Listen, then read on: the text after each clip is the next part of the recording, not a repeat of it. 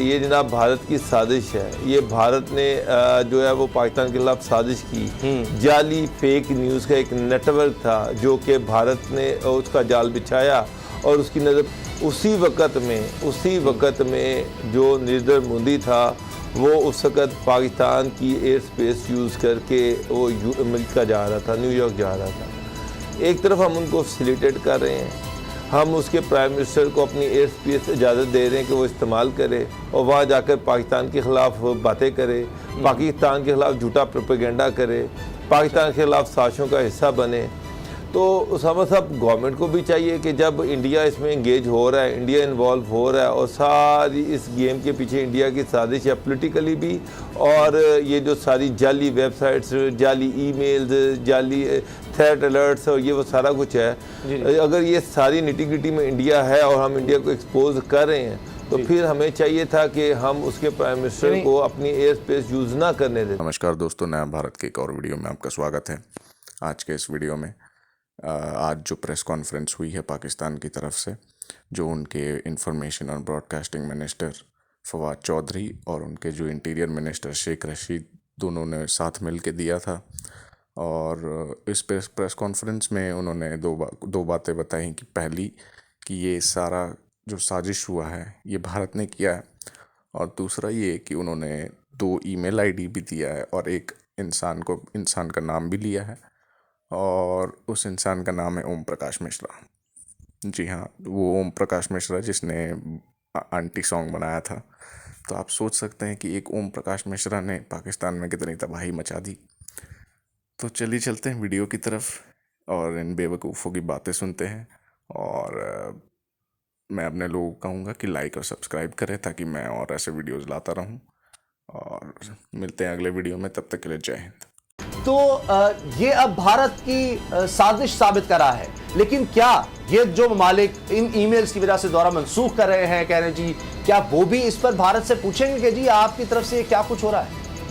उसामा साहब, अब तो सारी चीज़ खुल के सामने आ गई कि किस तरह से मार्टिन गुप्टिल जो है उसकी बीवी को जो ईमेल की गई वो कहाँ से की गई, किस ईमेल से की गई, कौन सा मुल्क जो था वो इस्तेमाल हुआ। उसके बाद संडे गार्डियन जो है, जो भारतीय अखबार है, उसमें जो 1 महीने पहले एक मजमून आ जाता है और उसमें सारी चीज़ें लिखी जाती है कि किस तरह से न्यूजीलैंड की टीम जो है वो पाकिस्तान का दौरा करेगी और वहाँ पर किस तरह उनको थ्रेट अलर्ट जो है वो दिए जाएंगे या उन पर अटैक किया जा सकता है, किसकी जानिब से किया जा सकता है। उसका जो राइटर था उसका अमरुल्लाह साले के साथ जो ताल्लुक़ है वो भी साबित हो गया।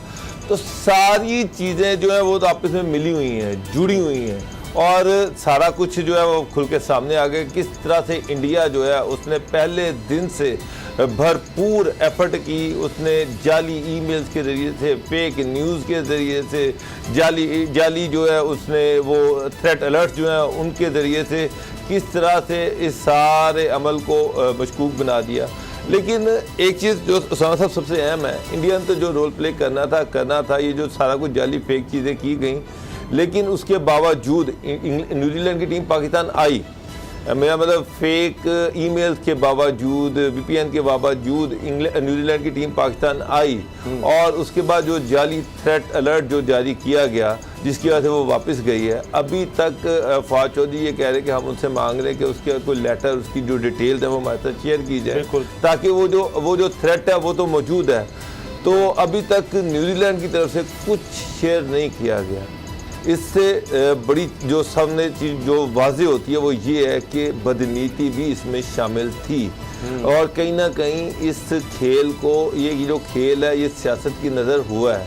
कहीं ना कहीं ये जो 5 आइज़ की बात की जा रही है, उसके बाद इंग्लैंड का दौरा जो है वो कैंसिल करना, ऑस्ट्रेलिया का मशकूक हो जाना, ये सारी चीज़ें वाज़े तौर पर इस तरफ इशारा कर रही हैं कि जनाब ये असल चीज़ सियासत है, और ये जो क्रिकेट सीरीज़ है ये सियासत की नज़र हुई है। और अहम चीज़, आज हम ये तो कह रहे थे कि ये जनाब भारत की साजिश है, ये भारत ने जो है वो पाकिस्तान के खिलाफ साजिश की। जाली फेक न्यूज़ का एक नेटवर्क था जो कि भारत ने उसका जाल बिछाया और उसकी नज़र उसी वक़्त में जो नरेंद्र मोदी था वो उस वक़्त पाकिस्तान की एयर स्पेस यूज़ करके वो अमेरिका जा रहा था, न्यूयॉर्क जा रहा था।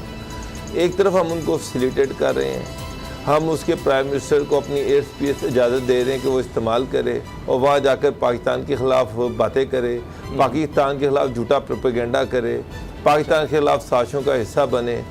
तो उसामा साहब, गवर्नमेंट को भी चाहिए कि जब इंडिया इसमें इंगेज हो रहा है, इंडिया इन्वॉल्व हो रहा है और सारी इस गेम के पीछे इंडिया की साजिश है, पॉलिटिकली भी, और ये जो सारी जाली वेबसाइट्स, जाली ईमेल्स, जाली थ्रेट अलर्ट्स और ये वो सारा कुछ है, अगर ये सारी निटी-ग्रिटी में इंडिया है और हम इंडिया को एक्सपोज कर रहे हैं, तो फिर हमें चाहिए था कि हम उसके प्राइम मिनिस्टर को अपनी एयर स्पेस यूज़ ना करने देते। आप समझते हैं एहतजाज को इस लेवल तक ले जाना चाहिए? हमें हर लेवल पे लेके जाना चाहिए। एक मुल्क जो पाकिस्तान में हर इंतहाई घटिया सतह पर चला जाता है और वो फिर पाकिस्तान के खिलाफ साजिशें करता है, तो हमें खुल के फिर उसका मुकाबला करना चाहिए। हम क्यों डिप्लोमेसी का शिकार रहते हैं, क्यों मसलियतों का शिकार रहते हैं? तो हमें डट के कहना चाहिए था कि जी हम मोदी को नहीं जाने देंगे, आप लंबा 5 घंटे लंबा इस्तेमाल करो। जिस तरह का काम होगा उसका रिस्पॉन्स उस हवाले से होना चाहिए। फिर इस तरह तो फिर पाकिस्तान ने भी कहीं जाना है तो पाकिस्तान के वज़ीर आज़म को बंद कर देंगे, तो एक और सूरत हाल भी बन सकती है। बहरहाल आपका अपनी जगह पॉइंट वैलिड है। ये बताएं गुलाम साहब के इससे एक चीज तो वाज़ेह हो गई है कि पाकिस्तान के पास अहलियत है, पाकिस्तानी इदारों के पास, पाकिस्तानी एजेंसीज के पास, अगर न्यूजीलैंड ताबुन करे, अगर कुछ ऐसा है, कुछ ऐसा थ्रेट उनको मिला है, वो ज़ाहिर लग तो जाली ही रहा है, तो वो जाली थ्रेट के पीछे भी कौन है? तो हम तो पहुंच रहे हैं, हत्ता के दहशतगर्द तक पहुंच रहे हैं। अब उनको जाकर मारा जा रहा है, हमारे फौजी जवान शहीद होते हैं तो उनके अड्डों पर जाकर उनसे मुकाबला किया जाता है, तो ये होता है। तो हमारी फोर्सेस की अहलियत तो इस तरह साबित हो रही है, हमारे इदारों की, कि हमने सारा कुछ खोलकर सामने रख दिया है कि किस तरह ईमेल बनती है, कहां से जनाब थ्रेट जनरेट होता है। ये किसी और ने काम नहीं किया, ये पाकिस्तान ने करके दिखाया है।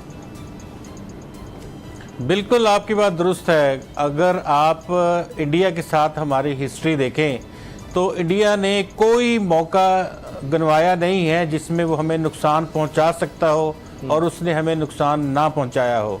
और ये इंटरनेशनल क्रिकेट के हवाले से भी अभी ये सीरीज़ मनसूख होना और उसके बाद बरतानिया की जानिब से भी ये बताना, ये कहना कि हम भी नहीं आ रहे, और फिर अभी वेस्ट इंडीज़ की टीम को कुछ थ्रेट्स वगैरह भिजवाना, ये सारी साजिश साफ नज़र आ रही है कि इसके पीछे इंडिया है।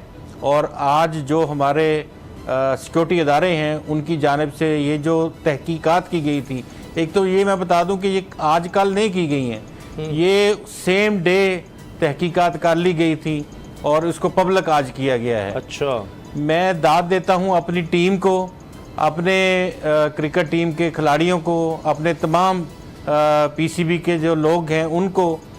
इससे पहले आप ज़रा जहन में रखें, ज़रा वो बाल ठाकरे की धमकियां जब हमारी टीम इंडिया के ग्राउंड पे जाके खेलती थी और वो रोज़ाना किसी न किसी खिलाड़ी को धमकी देते थे कि आज हम इसके ऊपर हमला करेंगे।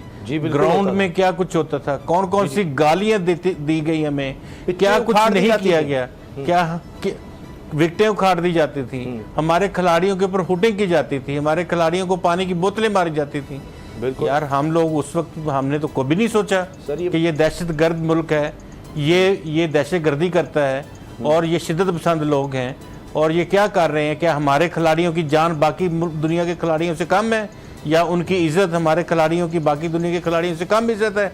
हम अल्हम्दुलिल्लाह उनसे ज़्यादा काबिल हमारे प्लेयर्स हैं। जो है बेशक वो बहुत बड़ी मंडी हो, मुआशी मंडी हो, लोगों की उससे उम्मीदें वाबस्ता हों, लोगों ने वहाँ चीज़ें बेचनी हो, या उन्होंने ताल्लुकात उनके साथ रखने हो, या क्वाड्स के हवाले से फ़ैसले करने हो दुनिया की महज़ब कौमों ने, और वो चीन के ऊपर कोई पहरेदार बैठाना चाहते हों।